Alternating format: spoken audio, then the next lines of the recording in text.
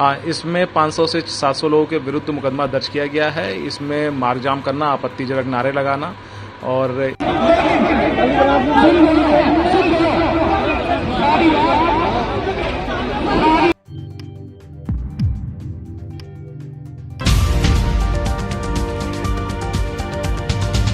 अस्सलामुअलैकुम आदाब दोस्तों, मैं हूं शम्स सईद और आप देख रहे हैं हर खबर आप तक। दोस्तों, जिस तरह से देश में नफ़रत का माहौल लगातार बढ़ता जा रहा है, उसको देखकर यही लगता है कि ये नफ़रत की जो राजनीति है और नफ़रत जो लोगों में पेवस्त कर दी गई है वह थमने का नाम नहीं ले रही है। और बहुत जल्द इस तरह से हालात बदलते जा रहे हैं, ऐसा महसूस होता है कि लोगों से अंदर से, लोगों के जहन और दिमाग से निकलने वाली नहीं है। दरअसल आपको पता है कि पिछले दिनों बहराइच में दंगे हुए, अभी तक वो दंगे की जो आग थी, उसके जो नफ़ा नुकसान था हिंदू मुस्लिम दोनों तरह से, वो ठंडा नहीं हुआ था कि मुजफ्फरनगर में हालात ख़राब हो गए और तकरीबन 700 मुसलमानों पर FIR दर्ज कर ली गई है। जी हाँ दोस्तों, साफ सुथरे अल्फाज में मैं आपको पुलिस का बयान सुनाऊंगा। 700 मुसलमानों पर मुकदमा दर्ज हो गया है और कौन कौन सी धाराओं के तहत हुआ है ये भी मैं आपको बताऊंगा। लेकिन दोस्तों, उससे पहले मैं आपको दिखाना चाहता हूं कि वहां पर क्या मामला हुआ, उसकी वीडियो की झलक दिखाना चाहता हूं। आप उसको देखिए, उसके बारे में हम बताएंगे, फिर आपको पुलिस का बयान भी सुनाएंगे।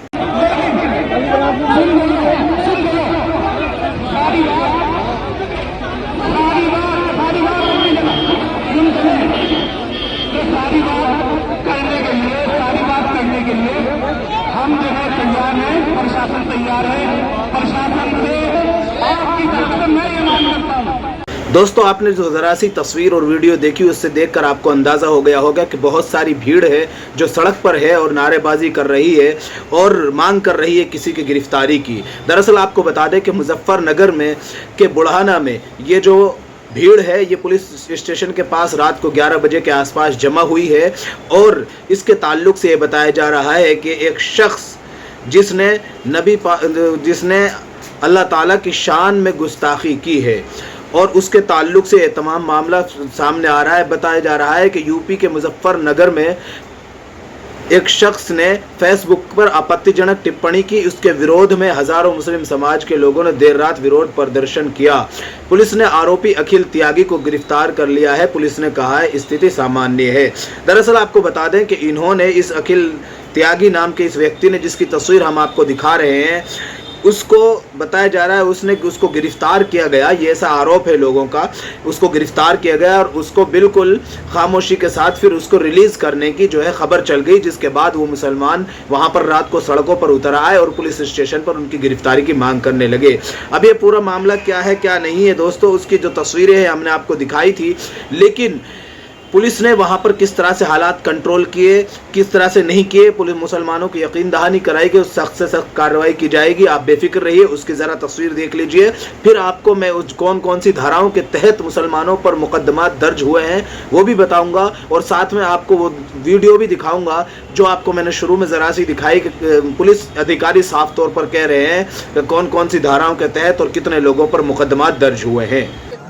कानूनी तो पूरी कार्रवाई होगी। शासन से तक फोन आ गए हमारे पास, आप निश्चिंत रहिए। आप बस ये तारीख भाई आओ, बिल्कुल तारीख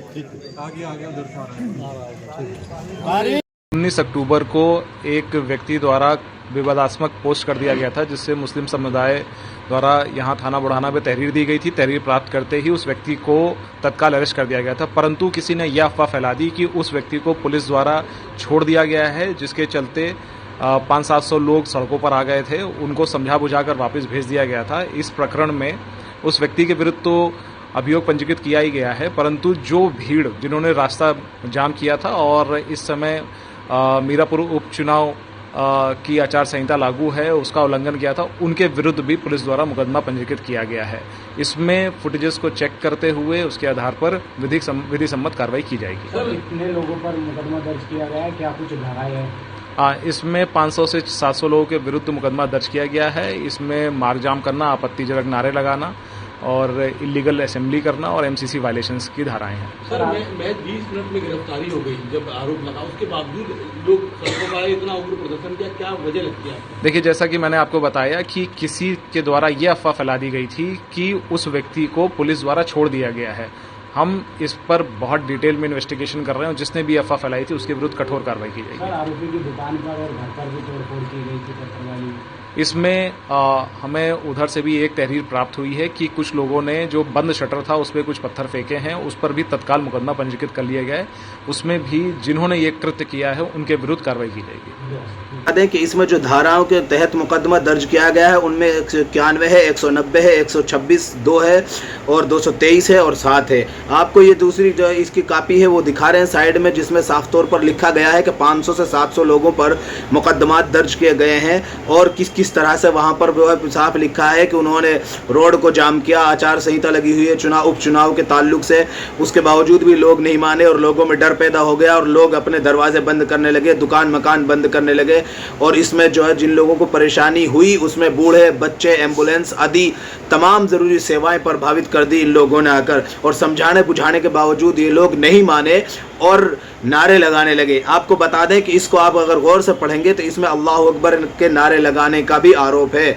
ऐसा समझो जैसा कि अल्लाह अकबर के नारे लगाना दुनिया का सबसे बड़ा पाप है। वो अलग बात है कि इन लोगों ने गैरकानूनी तौर पर रोड जमा किया, नहीं किया, रोड जाम किया, क्या किया, लेकिन दोस्तों अल्लाह अकबर के नारे का अलग से जिक्र किया जाना इस तौर पर दर्शाता है कि जैसे ये भी एक अलग से इन्होंने जुर्म किया है और पाप किया है। आप इससे अंदाज़ा कर सकते हैं कि जिस तरह से FIR दर्ज की गई है, जिस शख्स ने पूरा माहौल ख़राब किया उसको गिरफ़्तार करने की जो खबर थी वो अब उसके ताल्लुक से उन्होंने बताया कि एक अफवाह फैली, जैसा कि पुलिस कह रही है कि उसको छोड़ दिया गया। उसके ताल्लुक से वहाँ पर मुसलमान जमा हुए और उन्होंने उसकी गिरफ्तारी की मांग की। उसके खिलाफ जो नारे लगाए होंगे, अगर कोई आपत्तिजनक नारा लगाया तो उन पर कार्रवाई होनी चाहिए, ठीक है, लेकिन अल्लाह अकबर के नारे का इस तरह से जिक्र करना जैसा कि सबसे बड़ा अपराध वही है, ये अपने आप में दर्शाता है कि देश में किस तरह की नफरत, किस तरह की जो है एक तनावपूर्ण स्थिति है। और आपको पता है कि पिछले दिनों एक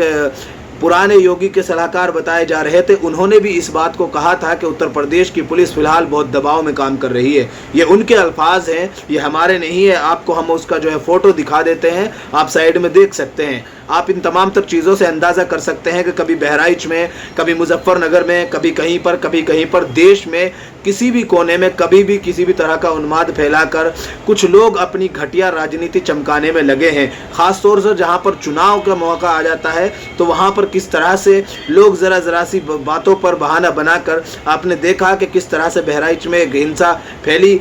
जिस व्यक्ति ने दूसरे के घर पर चढ़कर झंडा फहराया, दूसरे का झंडा तोड़ा, ग्रिल तोड़ी, उसी घर वालों पर उसकी हत्या के आरोप लगाए गए और उन सबको जो है नामजद के तौर पर गिरफ्तार किया गया। उनमें से 2 का इनकाउंटर किया गया। अब आप इस चीज़ से खुद अंदाज़ा कर सकते हैं कि देश में जिस तरह की कानून व्यवस्था है, ख़ासतौर से उत्तर प्रदेश की जो कानून व्यवस्था है उस पर लगातार सवाल उठते रहे हैं। जो ठोकों की राजनीति है और जो गोली मारो की जो राजनीति है, जो गोली मारो की पॉलिसी है, उस पर लगातार सवाल उठाए जाते रहे हैं। ये मुजफ्फरनगर की पूरी घटना का विवरण था जो हमने आपको बहुत मुख्तसर बताने की कोशिश की।